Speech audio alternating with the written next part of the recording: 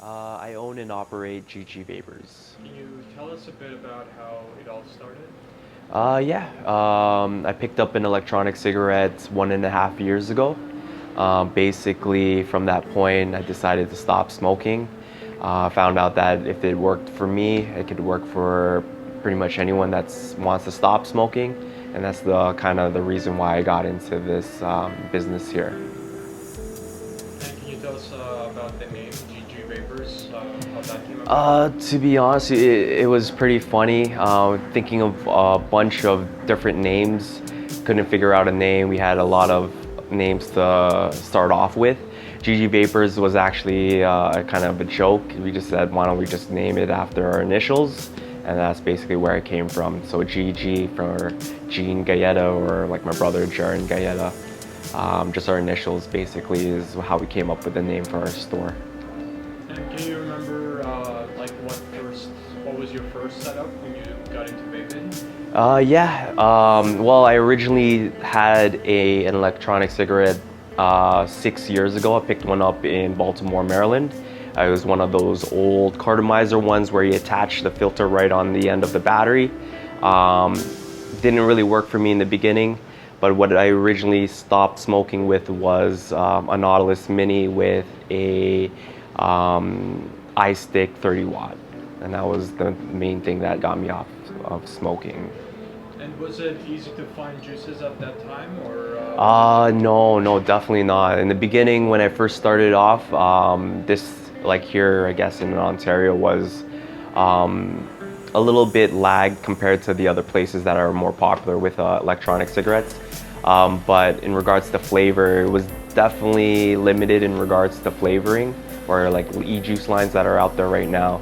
But from where it first started, or when I first started vaping, to where it is now, honestly, is probably the biggest change since I've first started off vaping. And since when was the point where you decided to start your own shop?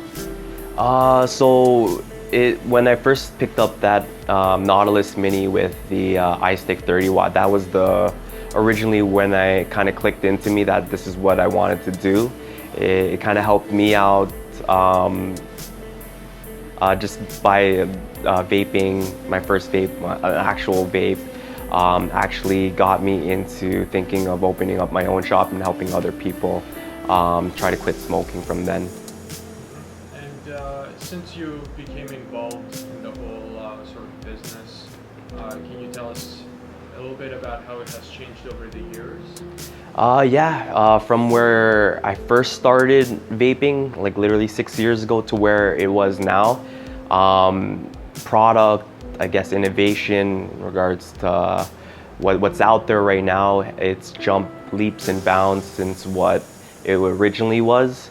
I think I always consider it 3 generations. So when that first cartomizer, where you attach the filter to the end of a battery, to I guess the above ohm type devices like the Nautilus, or the EVOD type setups, to where it is now, like the sub ohm direction. Honestly, it's grown a lot since I first remember vaping 6 years ago. Cool. Can you tell us a bit about the sort of products you carry here, and what sells really well, and what the most popular items are? Yeah, definitely. In regards to what we carry here in the shop, I guess hardware type of devices, we typically carry a lot of Kanger products, Aspire products, Heineken products, Joytech. What I've noticed is a lot of people are switching over to that sub-ohm direction. They're moving in towards, I guess, a really popular setup would probably be right now the sub-bod. A really inexpensive starter kit. Definitely, if someone wants to try to get off of smoking and want to try something in vaping, definitely a direction I'd kind of lean towards for beginner type people that would just want to stop smoking. And can you give us some details about the juice lines you're carrying? Yeah, definitely. Typically, how we figure out what type of lines to carry in our shop, we test them out, see if we like them. Well, me and my brother like them. We let other people know. A lot of other I guess customers come in the shop asking for specific types of juices. If we know there's a demand for it, definitely we would stock it here in our shop. But there's a whole range of flavors. To be honest with you, we have a lot of fruit flavors, a lot of, I guess, baked goods. Custards are always popular as well.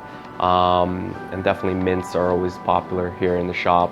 One of our, I guess, lines that sell a lot here in the shop would probably be something like our 12 Monkeys line.